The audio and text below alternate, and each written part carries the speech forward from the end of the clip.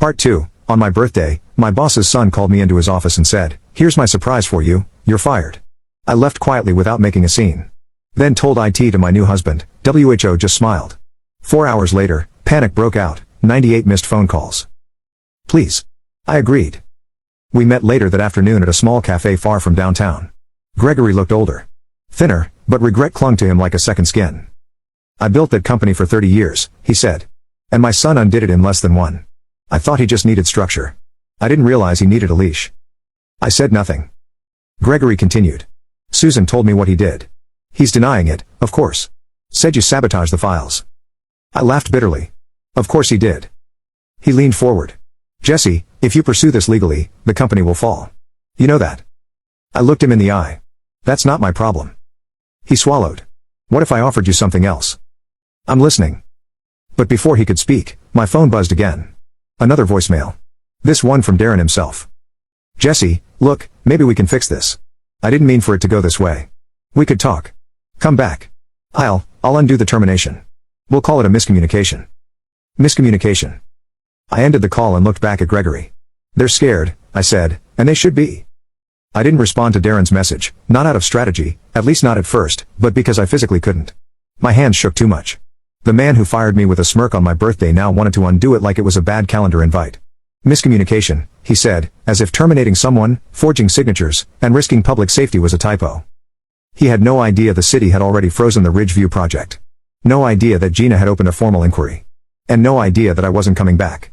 Not ever. The problem was, the deeper I got into what had happened, the more I realized something chilling. It wasn't just Ridgeview. That evening, Noah sat across from me at the kitchen table with a folder full of printouts. "These are Darren's permit submissions over the last 6 months, he said. "I pulled them from public records. Just compare them." One by one, I laid out the blueprints. One by one, the pattern became clear: cut costs, lower specs, remove redundancies, shorten inspection timelines. And every time, a signature. Mine, or someone else's from the design team. Names of people I knew had no idea they were being used. "I think Ridgeview was just the first to almost hit the wall," I whispered. Noah nodded grimly. "We need to take this beyond the city." "You mean the state board?" "I mean the licensing bureau, the ethics committee, anyone who will hold him accountable." The next day, I spoke with a construction ethics investigator. I didn't want to go public yet. I wasn't looking for fame. I wasn't out for blood. I just wanted the truth out and the risk to stop. But truth doesn't come quietly. By Thursday morning, a local news site ran the headline, "Whistleblower flags major safety violations in $22 million Ridgeview development." My name wasn't mentioned, but the quotes, the documents, those were mine. Within hours, 3 more outlets picked it up. City council members issued statements of deep concern. And Gregory called again. "Jesse, I don't blame you, but Darren, he's spiraling. He fired 2 more people yesterday. Legal's a mess. Clients are threatening to pull contracts." He paused. "They want to talk to you." I stiffened. "They?" "The board." "No, Gregory. I don't need an apology from a board that let this happen. They watched him dismantle everything." Gregory sighed. "Then what do you want?" I didn't answer, because honestly, I didn't know yet. That night, Noah and I finally talked about something we'd both been dancing around. "What if this becomes bigger than we expected?" He asked. "What if people start coming after you?" "You mean legally?" "I mean professionally. Personally. Retaliation." "Darren's the type." I nodded slowly. "Then I'll need protection." From the closet, I pulled out an old binder, one I hadn't opened since I freelanced during grad school. Inside were sketches, flowcharts, system notes. A full outline for a project management system I'd once dreamed of building. One that would eliminate the need for manual tracking, flag inconsistencies in submissions, and store backup approval trails. I had stopped working on it once Everland offered me a stable role. But now it felt like the right time. "I'm not going back," I said to Noah. "But I'm going to build something better, something they'll need." 2 days later, I registered my company, Proofline Project Systems. Within 48 hours, I had a consultation request. Not from Everland, of course, but from one of their biggest competitors. They'd seen the news. They'd read between the lines. By the following week, 2 more firms reached out quietly, discreetly. They didn't want to get caught in the headlines, but they did want better systems. Systems I could build. Meanwhile, Everland was burning from the inside. Susan, the compliance officer, messaged me late one night. "Jesse, everything is falling apart. Darren's been removed from daily operations, but we can't recover Ridgeview.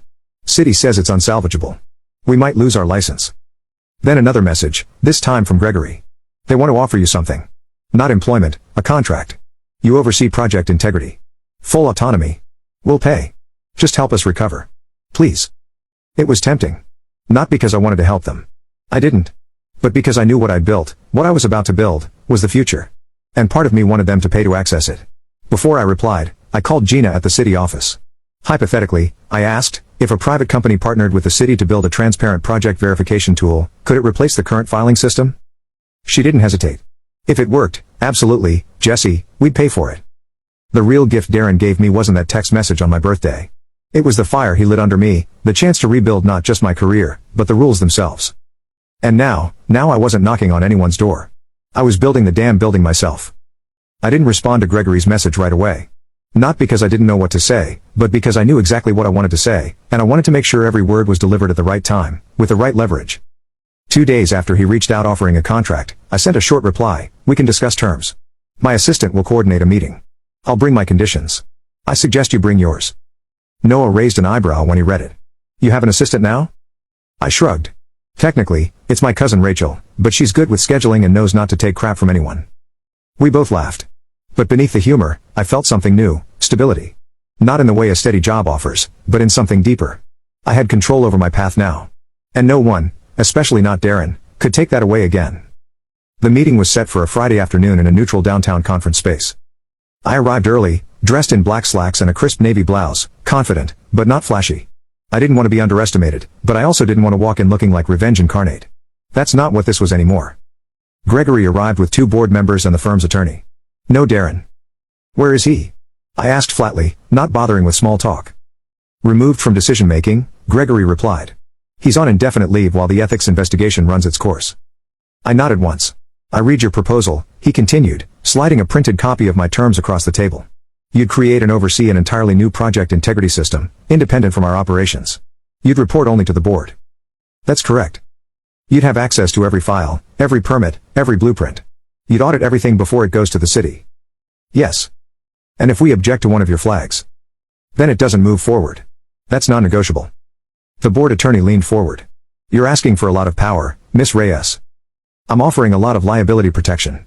And frankly, after what happened, you need someone the city trusts. Right now, that's me. There was a pause. Gregory looked at the others, then back at me. What's your rate?